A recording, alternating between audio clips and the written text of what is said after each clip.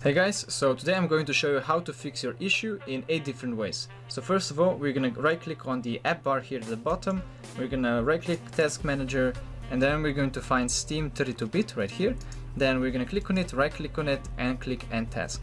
Once we do that, we're going to open Steam with the admin privileges. We're going to search for Steam first of all. Then we're going to right click here on where we find it, and we're gonna click on Run as Administrator. Once this Steam opens up, this might already fix your issue. But if not, you can also check if the Steam is currently down. So you can use this website right here.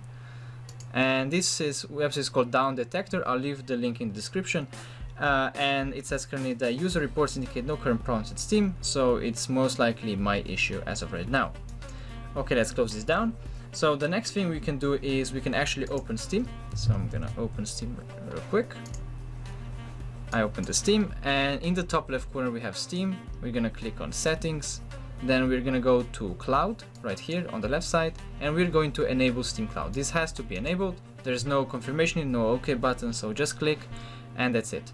Then we're gonna go to the storage next. We're going to select the disk where we have our game that is causing our the problems to us. So for me, let's say this is Counter-Strike, so I'll select the D disk, and then I'll go to these 3 dots and I'm going to click Repair Folder, and this is going to repair all the games in this folder on this disk.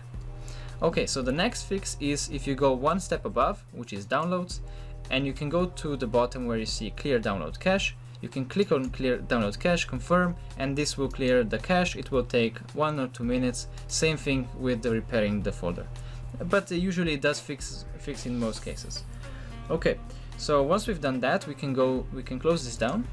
We can go to Library and go to the game that's causing us issues. Right click on it, click Properties, and then go to I need to find it right now. So installed files, it could be local files, it could be updated files, it could be anything, but it's something to do with files. It's different for every game.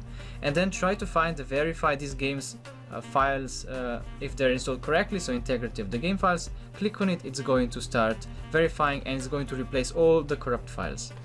Okay, so after this is done, let's close it down.